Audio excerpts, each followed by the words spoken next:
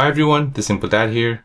In this video, I'll show you how to slow down a video clip on your Reel timeline. So if you're creating a Reel and you want to slow down a clip, then let me show you how to do this. So first, you want to go ahead and open up Instagram. Next, we'll tap on the plus sign to post a Reel. We'll go ahead and tap on Reel. Here, we'll go ahead and select a Reel and tap Next.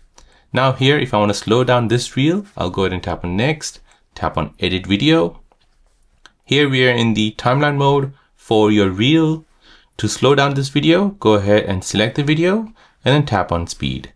Now, as you can see, currently it's on 1x. However, if you take it to the left, you can go ahead and slow it down. So the slowest you can take it down is 0.1x. So we'll go ahead and choose our speed and then tap the tick. And then we'll go ahead and tap on play. And now you have slowed down the video clip on your Reel timeline on Instagram. So there you go, guys. That's how to slow down a video clip on your Reel timeline on Instagram.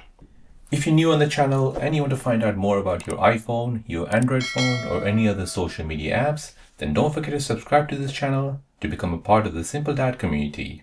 Hit the like button if you find this video useful.